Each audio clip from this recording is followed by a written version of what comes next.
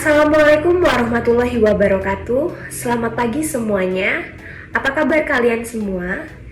Apakah hari ini sudah siap menerima materi? Tentunya sudah ya.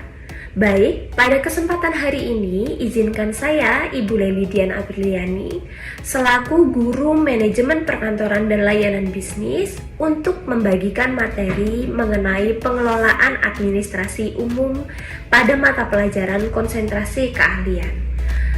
Seperti yang kita tahu bahwa manajemen perkantoran dan layanan bisnis tidak luput dari kegiatan administrasi. Dulu pada waktu kelas 10 kalian sudah memahami apa itu administrasi dan kegiatan-kegiatannya. Untuk merimain apa itu kegiatan administrasi, mari kita lihat cuplikan berikut ini.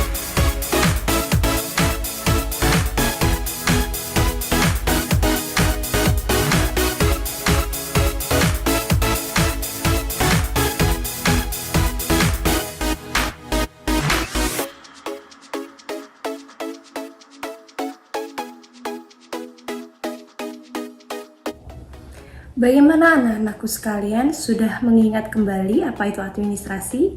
Sudah ya? Apakah sangat membantu video tersebut?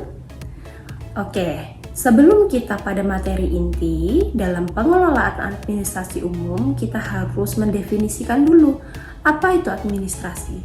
Jadi, administrasi menurut Handayaningrat adalah kegiatan mencatat, surat menyurat, pembukuan ringan, pengetikan, agenda, dan lain sebagainya. Pada kelas 10, kita sudah sangat sering melakukan kegiatan-kegiatan tersebut. Mulai dari surat menyurat atau korespondensi, kita juga pernah mengetik. Dalam membuat surat, kita pastinya mengetik.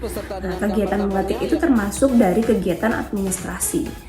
Nah, selain itu mencatat apa? Mencatat hal-hal penting dalam sebuah perusahaan atau organisasi. Lalu, apa sih pengertian administrasi menurut kata umum? Yaitu administrasi adalah sebuah pengaturan dan juga pengawasan suatu hal dalam sebuah lembaga, organisasi, atau perusahaan demi terciptanya keteraturan untuk mencapai sebuah tujuan dan target yang telah ditetapkan lebih awal. Seperti itu. Jadi, administrasi itu adalah kegiatan sebuah lembaga atau organisasi yang dikerjakan untuk mencapai suatu tujuan. Nah, sekarang kita akan membahas mengenai pengelolaan administrasi umum.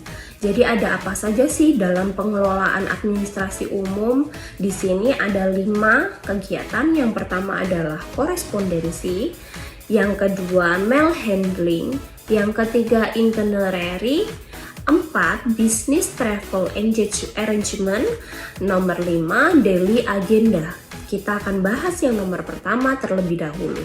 Jadi, korespondensi itu apa? Kita tidak asing lagi dengan namanya korespondensi atau surat menyurat.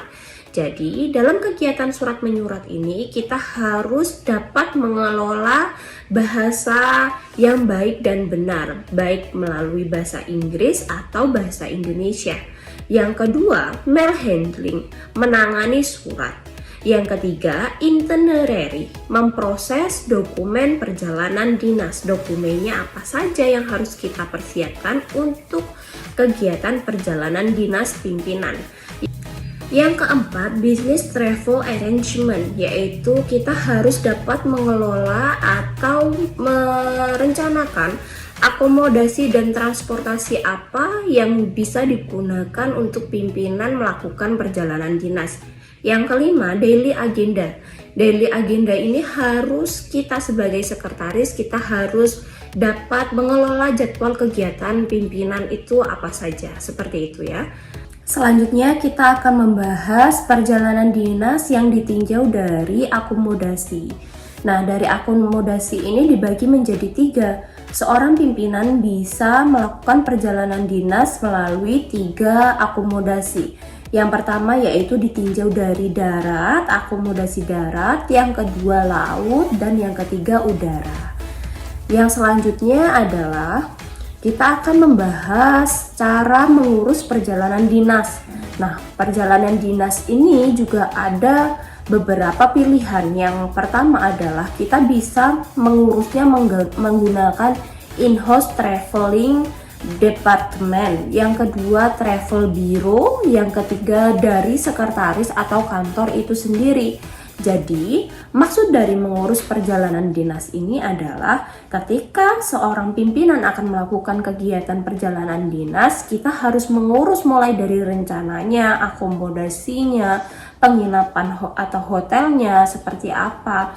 Itu kita bisa memilih 3 opsi. Yang pertama, kita serahkan kepada in-house traveling department atau divisi perjalanan dari perusahaan sendiri.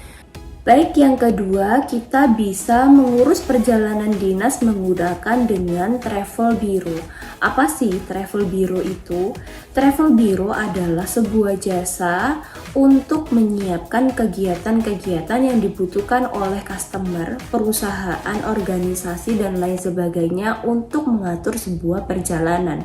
Jadi di sana akan diuruskan mulai dari rencana sampai dengan penginapannya.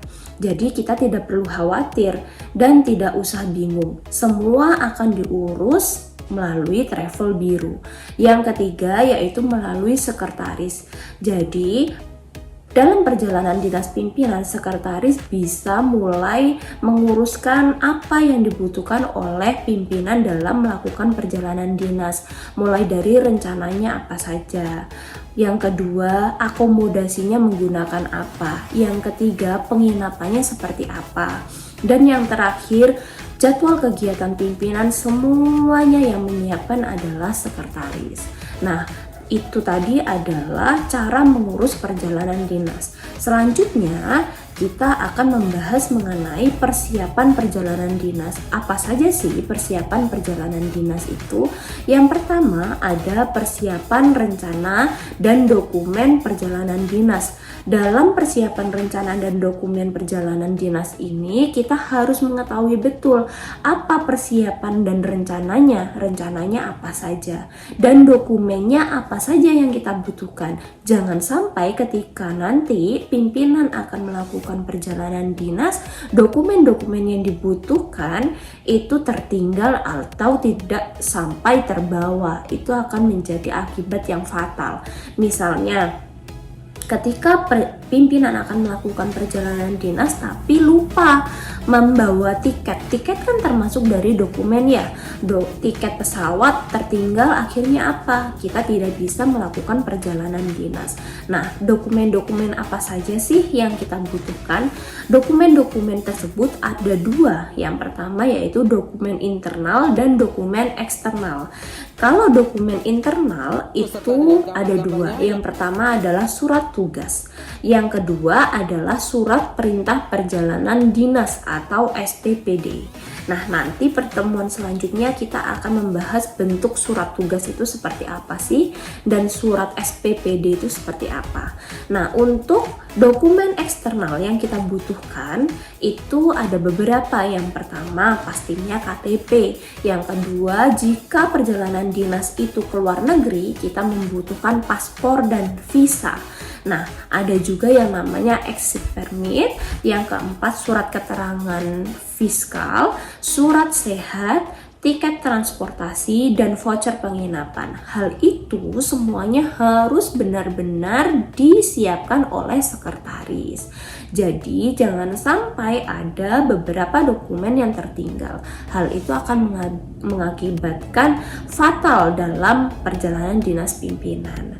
Nah, demikian materi yang bisa saya sampaikan. Mungkin di kesempatan lain kita akan membahas mengenai bagaimana dokumen-dokumen yang kita butuhkan dalam perjalanan dinas lebih spesifik lagi.